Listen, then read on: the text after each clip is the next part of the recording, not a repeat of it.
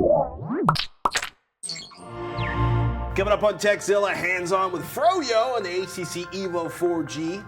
Save your electronic toys after a bad day at the beach. Flash without Adobe again. GPS upgrades and Google TV. So get those biscuits out of the oven and get buttering, because Tekzilla starts now.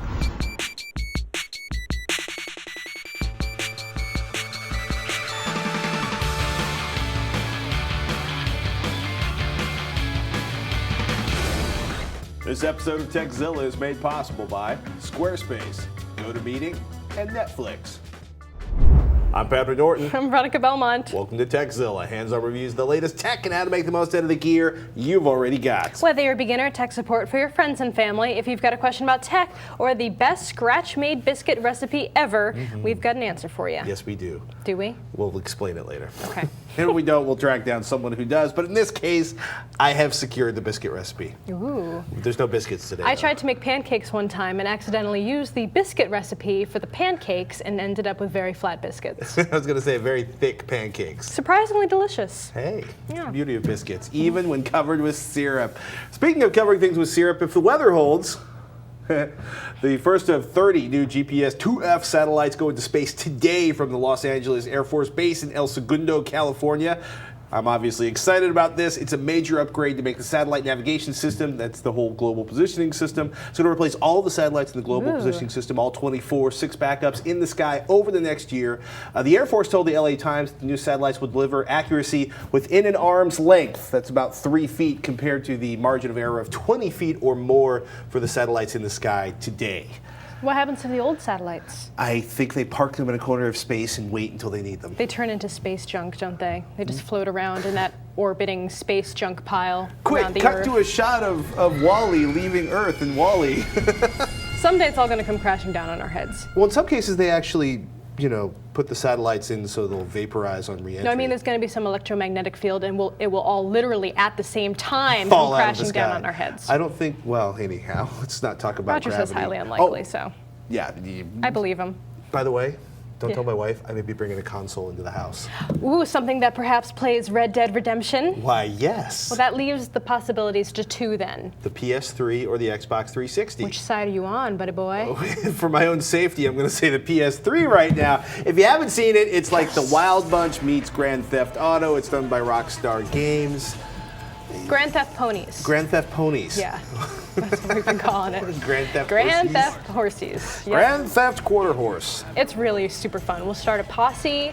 We'll go after some trains. We'll save some people if we feel like it. We'll shoot a lot of people. It'll be great.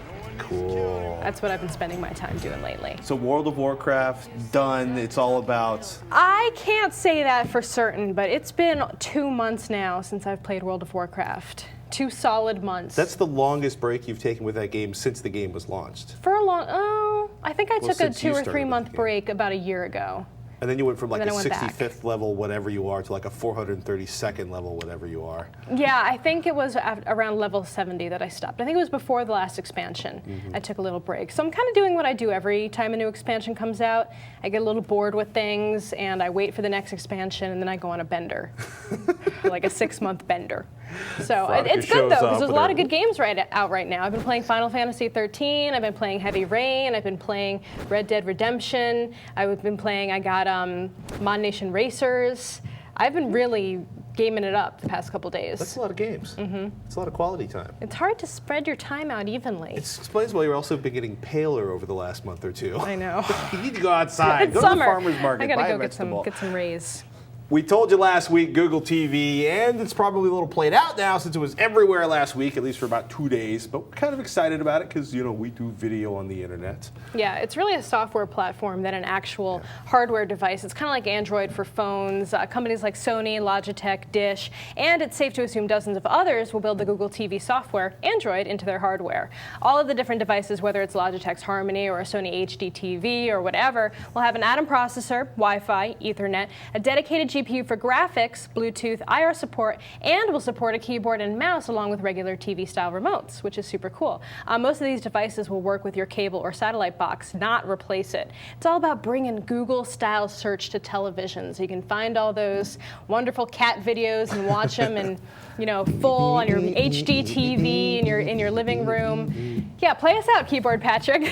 There's a search bar so you can view all your program listings from your cable company and search them, along with video Google can find on the web, which Google TV will then play in a Chrome browser built into the software. And yes, it will support Flash. And it will support Android apps you'd normally find on an Android-powered phone.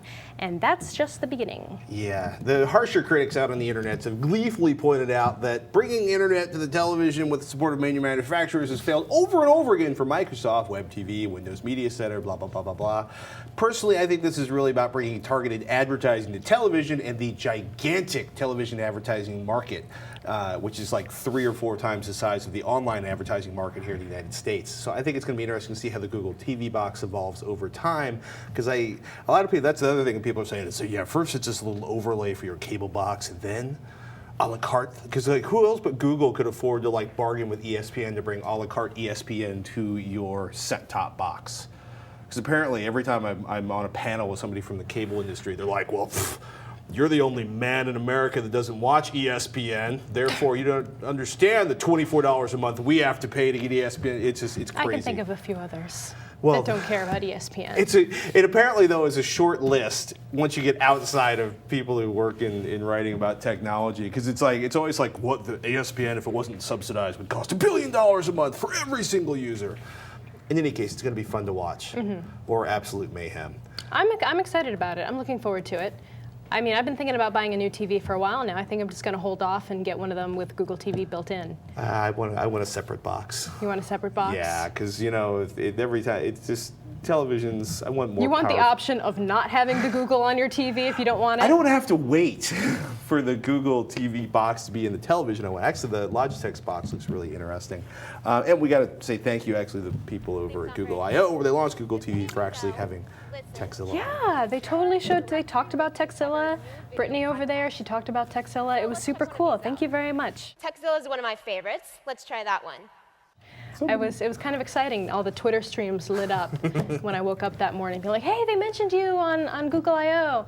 And I was like, cool. And I guess the video didn't work because the Bluetooth keyboard wasn't working properly. They would have actually played a real clip. But we know they intended to, so that's good enough for us. It was the best clip ever. Does anybody care at this point about Zuckerberg? I like that. Zuckerberg. There's a Freudian slip. Basically, Zuckerberg, the Facebook founder, promising that they're really going to respect privacy this time. Yeah, and they're going to get that rolled out. I'm kind of getting sick of hearing about it, frankly. Like, privacy is definitely an important issue, but I'm sick of people just being like, I'm going to delete my Facebook profile. It's like, okay, delete your Facebook profile. Like, you don't have to make a big production out of it. So you don't care about your personal information, or possibly even... No, I do care. I do care. Is it going to make me stop using Facebook? No. I mean, no, it's not. It's not going to make me stop using Facebook. I mean, it's a way that I stay in touch with all my, not extremely tech-savvy friends. Okay. And it's just, it's become part of my everyday routine. And yeah, it sucks that they're selling information to advertisers, if that's really what's going on. But, it's not going to change my opinion on the matter. I'm not getting all tinfoil hatty. I don't know, I just don't care. See, I guess I tend to the tinfoil hatty. No, I understand, and I totally respect that. And I respect all my friends who are feeling that way as well. It's just like... Whatever. I just don't care. Just don't put anything that private on there. Yeah, exactly. Like if you don't want private information on the internet, don't put it on the internet. Like, the power is in your hands. You don't have to put your phone number and your address on your Facebook page. You don't have to do that. That's how I got your phone number and address. That's not true, because it's not on there. That's what you sucker. thought. It's not. Anyway, enough about Facebook. We've been drooling over Alienware's high-powered Ultra Portable since we first touched it back at CES. Roger's been testing one for the last 2 weeks. Let's find out how it holds up to his gaming wrath.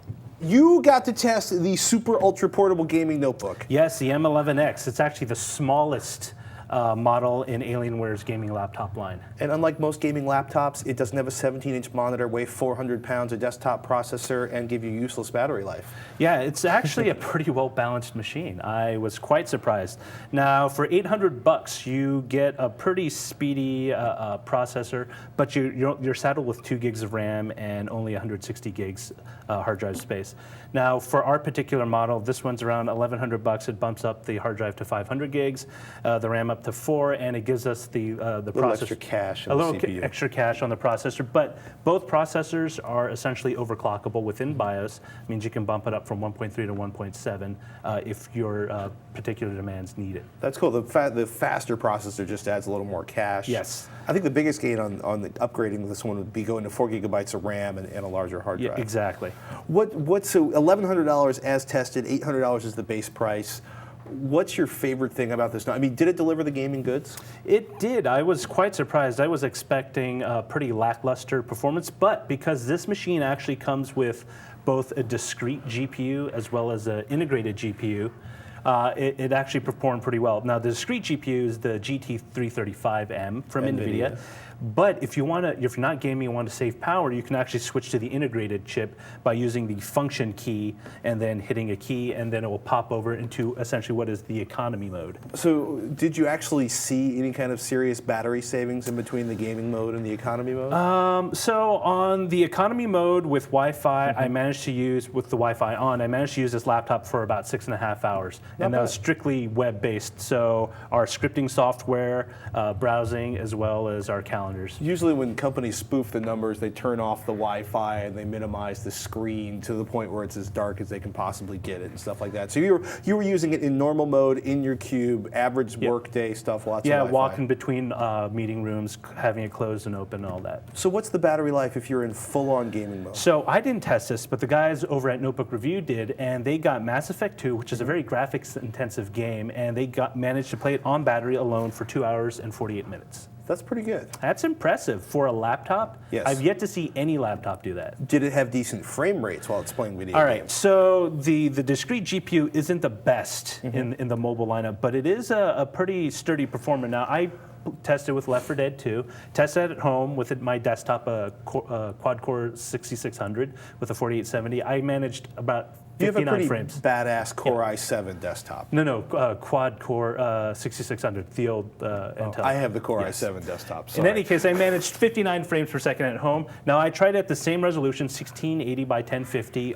with this attached to an external monitor. I got 36.36 frames. That's a little stuttery. A little stuttery. Now, if I bumped it to its native, this resolution right here on the screen, which is 1366 by 768, I managed to get roughly about 43 frames. That's not bad. And if I turned out all the, I had all the eye candy turned up. Right. So if I turned it down, I'm sure I'd be able to at least get 60 frames.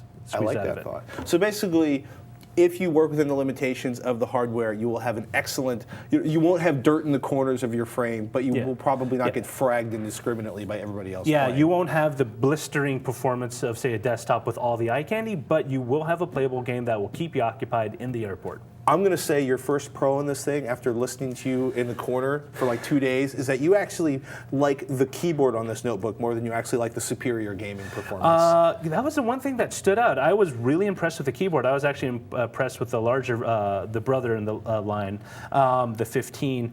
And normally when you play with a laptop, the keyboard is really mushy and the keys feel very kind of indistinct. However, I could touch type when I was playing Left 4 Dead, and I could not have to look down. I knew what I was pressing, and I knew where all the keys were, and it worked out just fine. And when I'm typing up, like, say, a script or something, the tactile feedback was enough for me to say, this is a good keyboard for a laptop. That's one of the reasons you've always used MacBooks in the last couple of years. Exactly. Like the keyboard's I better. can't stand PC laptop keyboards. There's an HDMI port on it. HDMI port, 3 USB ports, 1394 port, display port if you're into display port, and of course, you got your VGA out if you want to connect it to a VGA monitor. Anything you didn't like about this notebook? It's kind of heavy for a small form factor notebook. I know it has all that gaming goodness in it, but it runs around 4.5 pounds. But it's the battery. It's literally the battery, and that's the other thing. You cannot replace. It's not user replaceable. The battery. You can't carry 4 batteries on the plane and swap them out.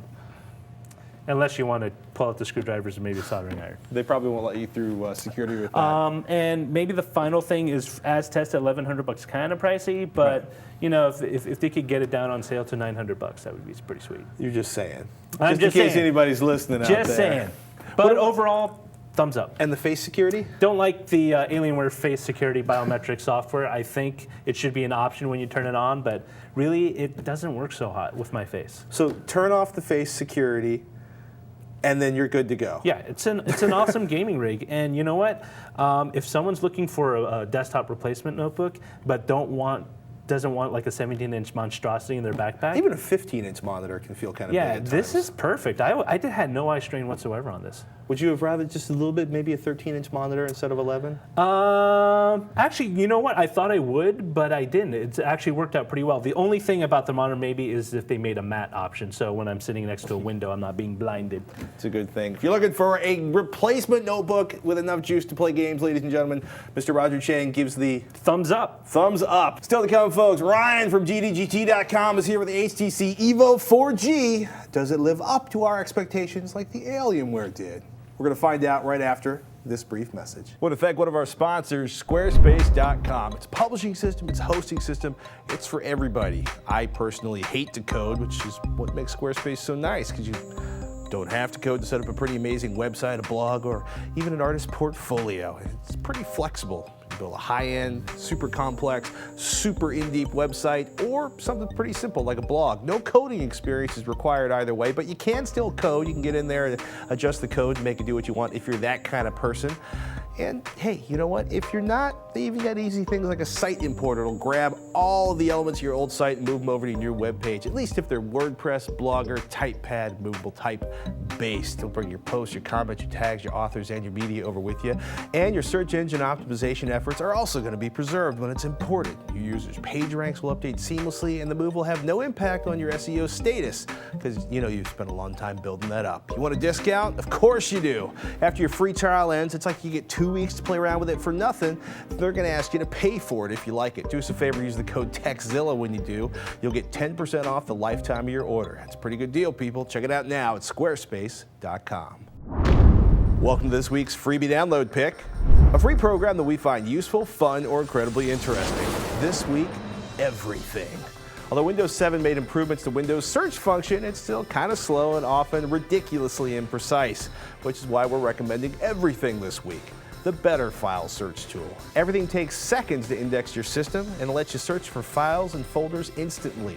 Just open up an Everything search window, then start typing in the file or folder number you're looking for. That takes the list from everything on your machine to what you're looking for.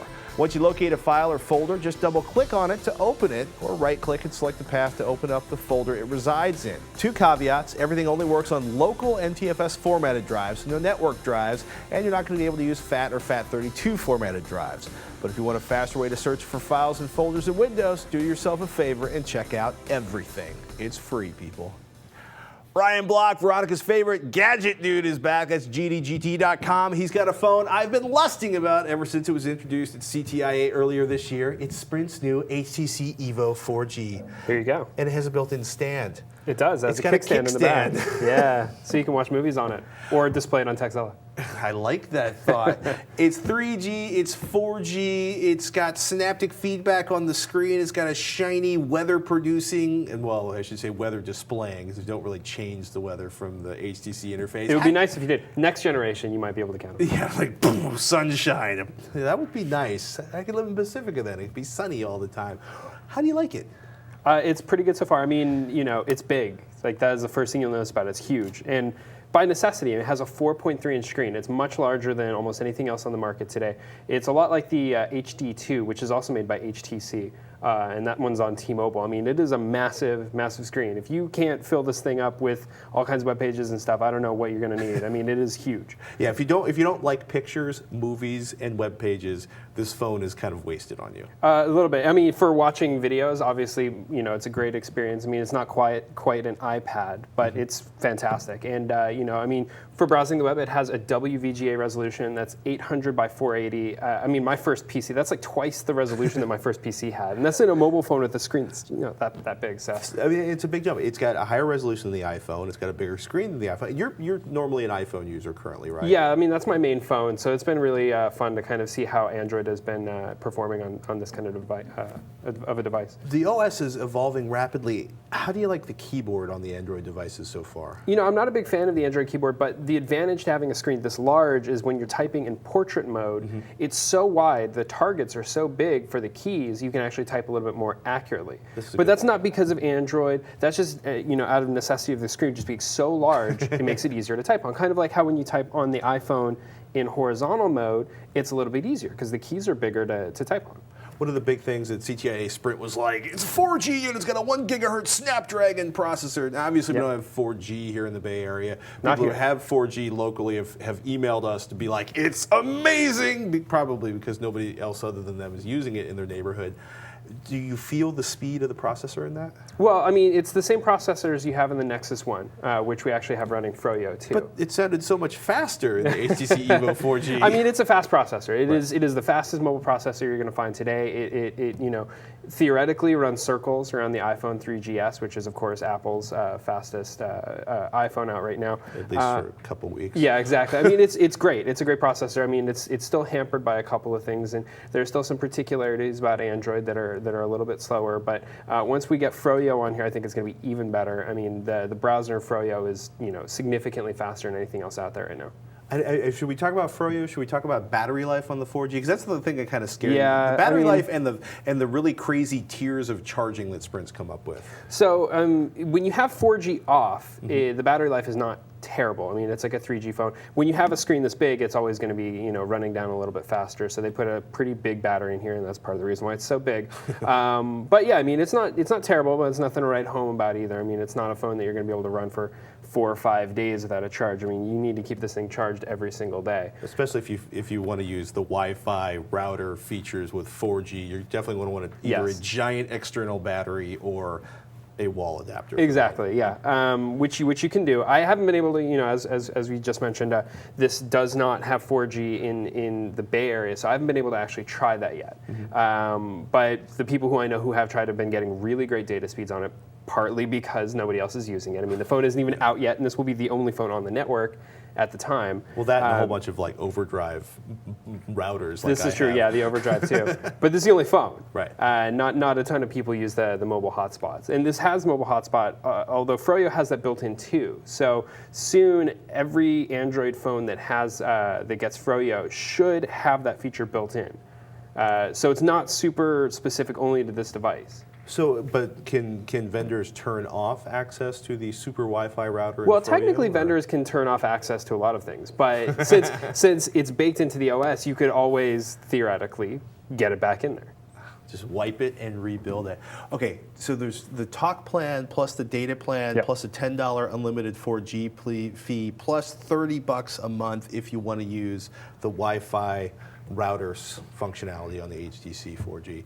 Which is half the price of a standalone router data cost. I think that's how they're justifying it.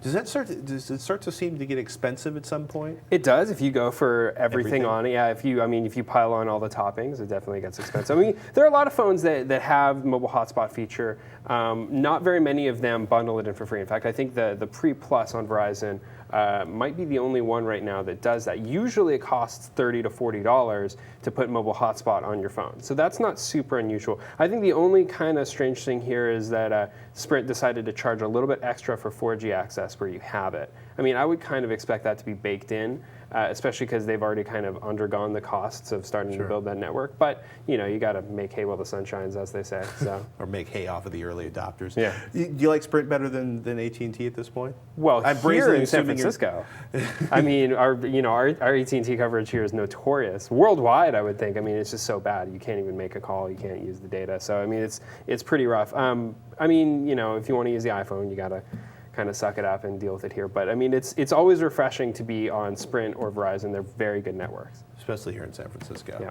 Thumbs up or thumbs down on it?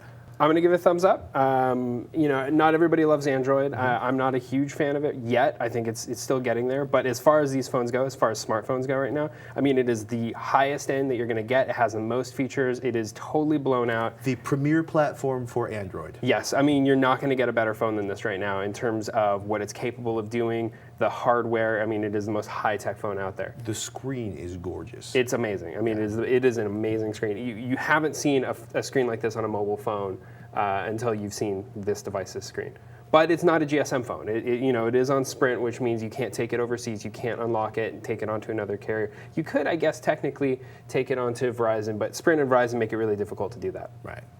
Do you? I mean, have you a chance? I should say while we're sitting here, this is actually phone is running Froyo. Yeah. Which is a bizarre name even for a beta operating system. What do you think of the new version of Android? So Froyo is the most noteworthy features are that it will support Flash, and that it is, according to Google, about 2 to 5 times faster running some types of applications. They were all over that at Google I/O. It's going to blow everything out of the water. It's the fastest. Have you noticed any performance difference? I mean, it seems a little bit faster to me. The Nexus one is already a pretty fast phone though. So I haven't seen anything that's totally blown my mind. There are a lot of little quirks in, you know, menus and scrolling and stuff like that that doesn't really feel a whole lot faster. But, you know, on the by and by, I think it's better. And you know, Google is doing a really good job of continuously rolling improvements to their operating system. You excited about Android? I like You're Android. excited about it potentially because you're not really big on it now. I'm not there yet, but it's continuously. I mean, you know, Android a year and a half ago to where it is today. I mean, it's a world of difference. Yeah. And I mean, if you in a complete vacuum, if you cleaned up your home screen on your iPhone and you kind of put the original iPhone next to the newest version of OS 4, I mean, you know, you're not going to notice a ton of difference. It's a lot of the stuff is kind of under the hood. It's very incremental. And you know, Android, I mean, they've done a lot of work to really make it more usable, and they're trying to, you know, leapfrog Apple. I don't know if they're quite there yet, but they're making a valiant effort. It's going to be interesting to watch like the second 6 months of this year because with platforms like this to run it on, I think they're going to go absolutely berserk. Yeah, absolutely. And I mean, that's one of the advantages that Google has in terms of Android is that when you have this huge ecosystem of hardware manufacturers, you're not just bound to the capabilities of one handset. So companies like HTC can go totally nuts and build these crazy phones like the Evo 4G that, you know, do things that Apple's they're not going to go anywhere near a screen of that size. And so, yeah, I mean, you know, it benefits consumers because we get the phones that kind of do things that Apple isn't willing to. Unless, of course, the manufacturer has built something that won't upgrade past like 1.5 or 1.6 on Android. That's true. You know, some of the early Android phones can't upgrade past 1.5 and 1.6, and that's, I think, normally due to the internal storage, the ROM storage on the devices. And of course, there's like a community of hackers out there who've managed to get newer builds in. But yeah, it's tricky. I think most of the phones out today, though, you probably are not going to have that problem anymore. This is a good thing. What's doing GDGT? AKA thegadget.com. Well, we've got actually a new system on the site that we launched recently, and it makes it really easy for you to go ask questions and get support or just talk about products. So you go on, you're logged in, you just type in what product you want to talk about or products or companies, and then just ask a question. It goes out, and everybody who's following that product actually sees it in their stream. It's like sort of a crazy live chat for a particular product? Yeah, exactly. I like that thought. I could have used that the other night when I was having router problems. Well, there you go. Try it out. GDGT.com, people, that's the website. Ryan Block, you may know him from his previous life at Engadget.com. He's the man. Dude, thank you so much for coming back. Ladies and gentlemen, coming up next, saving your electronics after they take a dip. It's a good summer thing for you to learn. But first, if you run a business that depends on far-flung colleagues and clients across the country or across the globe, getting enough face-to-face time can be a real issue. Travel is expensive and time is short, so what do? Just turn to our sponsor, GoToMeeting. With GoToMeeting, you can turn your PC into a virtual meeting room. Work and meet with clients no matter where they're located. With screen sharing, you can demonstrate ideas, concepts, and collaborate in real time with attendees on presentations, documents, and spreadsheets. Plus, with voice and chat tools, you can improve communication and strengthen relationships virtually. Worried about eavesdroppers or hackers? Don't. GoToMeeting meets some of the most stringent security requirements, so you can be confident that your meetings are kept private and free of prying eyes or ears. And it's so easy to set up. Attendees don't need to sign up for the service to join your meeting. So cut back on the air travel, hotels, and rental cars, and try GoToMeeting free for 30 days. Just visit GoToMeeting.com/Tekzilla. That's GoToMeeting.com/Tekzilla for a free 30-day trial. Looks like it's time for another website we just can't get enough of. A website that we just can't stay away from because it's too useful, too funny, or just too darn irresistible.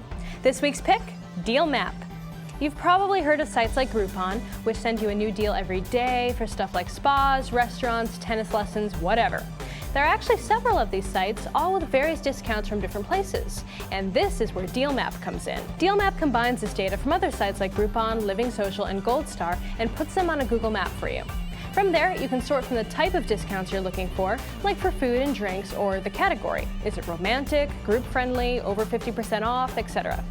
Additionally, you can see the top deals in your area, so you'll never miss a really big discount from that new spot you've been dying to try. Don't pay full price. Check Deal Map to see what's happening and cheap in your neighborhood. Our first email comes from Andrew in Texas. He writes, Patrick and Veronica, my iPhone decided to go swimming in the ocean with me during my vacation. I'm sure there's no way to resurrect it and the insides are all caked with salt. I don't want to buy a replacement iPhone yet since the 4th gen phone will be out in the next couple of weeks. The problem is I'm suffering from iPhone withdrawal badly. I need a replacement on the cheap that will get me through to the next release of the next iPhone. I purchased a Nokia Go phone and put my SIM card in it, but texting on its 10 keypad is horrible and the web is unusable. Thanks for your help. Oh, by the way, I purchased a Wilson Electronics Sleek after watching Patrick rave about it, and it is the bomb! Andrew in Fort Worth, Texas. Well, Patrick's going to explain what you should have done immediately when you found your phone in your shorts pocket in a second. As far as phone recommendations go, you're not going to get an iPhone-like web browsing experience on the cheap. Not unless somebody's getting rid of a used Android or iPhone and owes you a favor. You could take advantage of Apple's out-of-warranty service deal. In short, as long as the phone isn't separated into multiple pieces or suffering from unauthorized modifications, you can, at Apple's discretion, swap your dead phone for a live phone for around $200. Yes. Which isn't so cheap. And don't they have watermark testers to tell if you've dropped it into water? They basically, according to the little gray print on apple.com/service or whatever it is, they don't care what happened, as long as it doesn't look like you hacked into the case or you bring them a bag of iPhone. They'll probably swap it for $200. Gotcha. Yeah, that's not so cheap. There's also swapping the Go phone you bought for one of AT&T's other Go phone models. The Samsung SGH A177 has pretty positive reviews, though it's more of a messaging phone for text addicts, given that it has WAP browser that only works with mobile formatted web pages. The other Go phone offering is LG's Neon. It's pretty universally hated by reviewers and users, but it does promise a more functional web browser. So the only phones where the users give it 3 stars, or the reviewers give it 3 stars, and users give it 2 stars. 1 or 2. Yeah. Yeah, that's always not a good sign. I'd probably just sit tight until the new iPhones hit the street. The rumor sites are already reporting that the iPhone 3G is no longer being shipped out to AT&T and other chains. That means you're a couple of weeks away from the next iPhone. We're hoping. You can do it, Andrew. Just hang tough, be strong, be like that kitten that hangs onto the branch.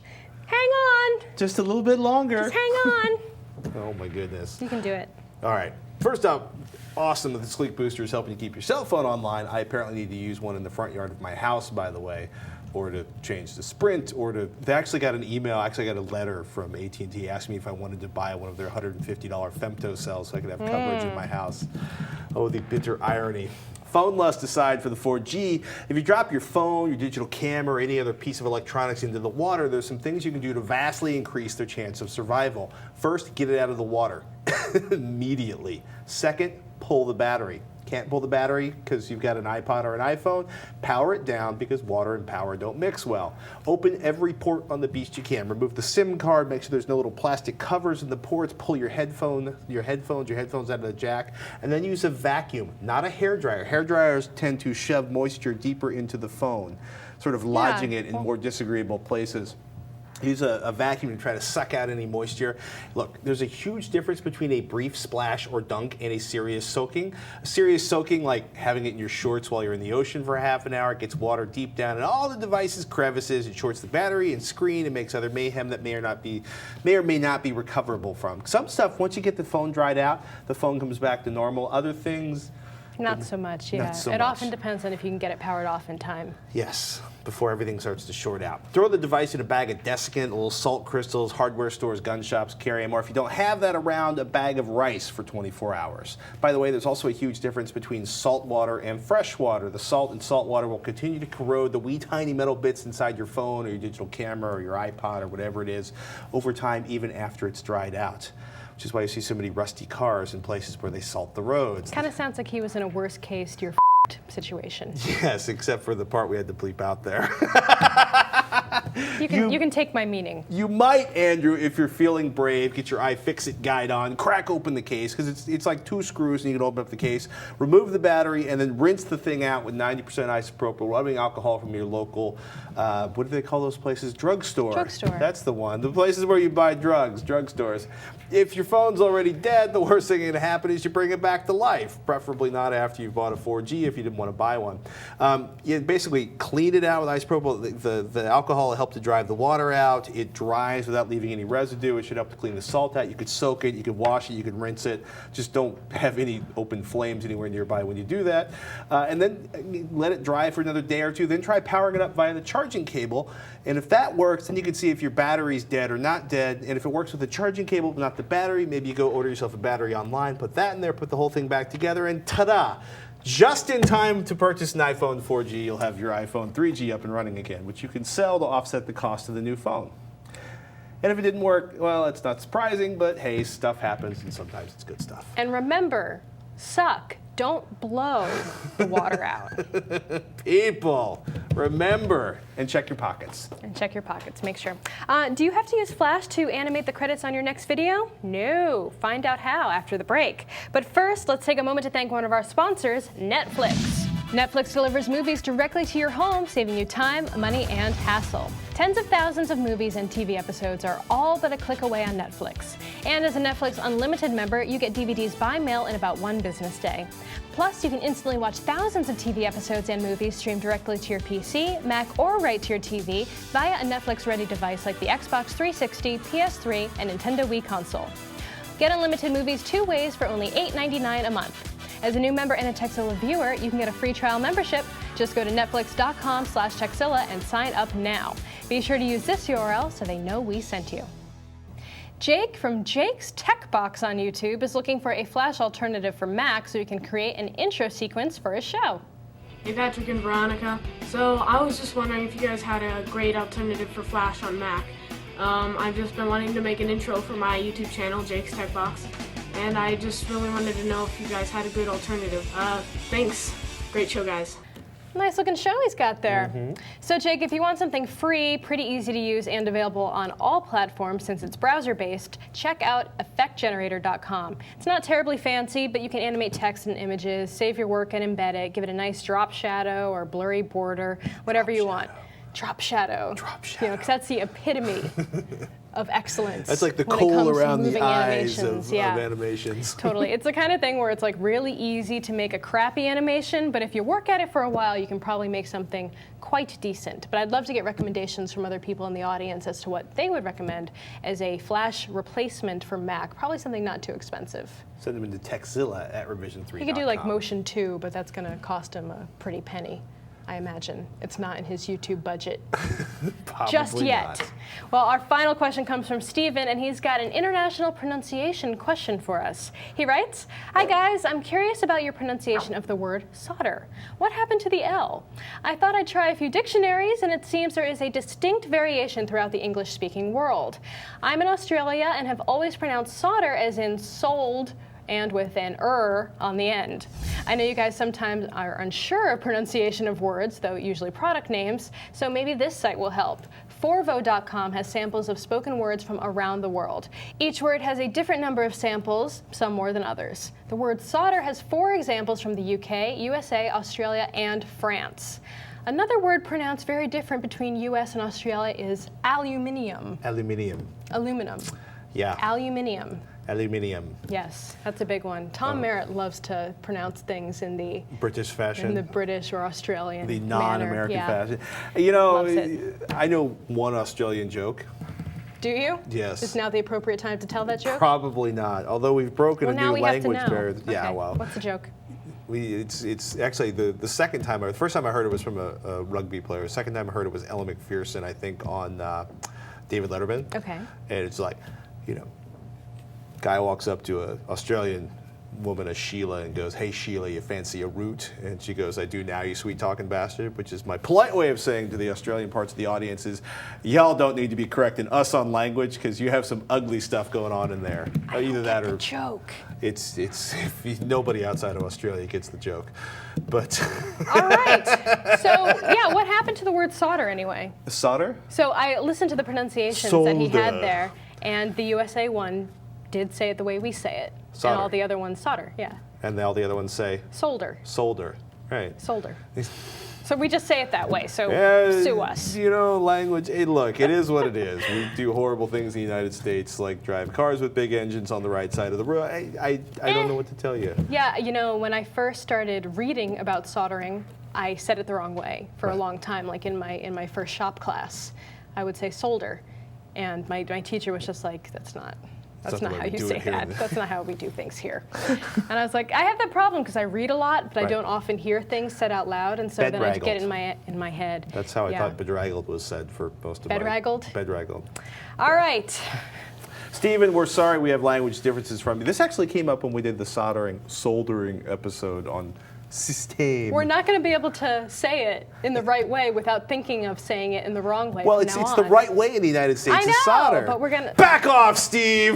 The latest show on Revision 3, speaking of backing off, is called Pen Point. You know why? Because it's hosted by Penn of Penn and Teller every Monday through Thursday. That's 4 times a week. Penn checks in to share his somewhat intriguing view on the world. This has to be seen to be believed.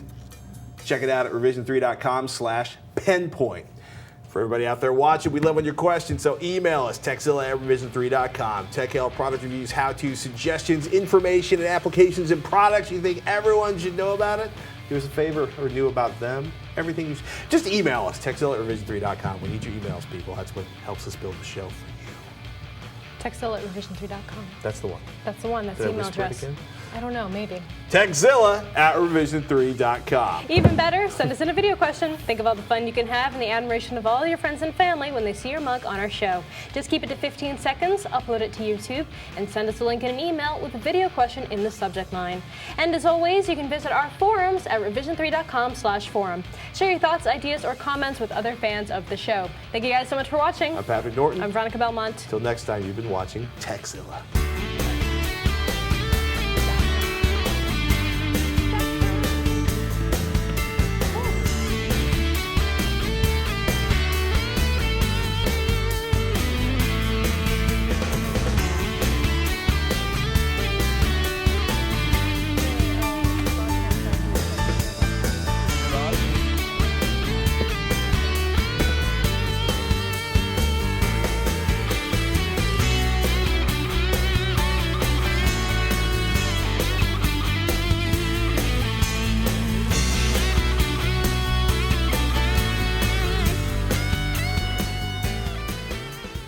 Makes me think of large amounts of marinara sauce, which makes me think of happiness. Smiles, everyone. All right, and 3. But still to gum. Still to gum? Gum. 3. Send in the clowns. Okay, we have speed. There ought to be clowns. No. Well, maybe next year. Is the LG's neon? Is the LG's neon? I'm having trouble talking today. I can talk, really. Jake from Jake's Tech Box.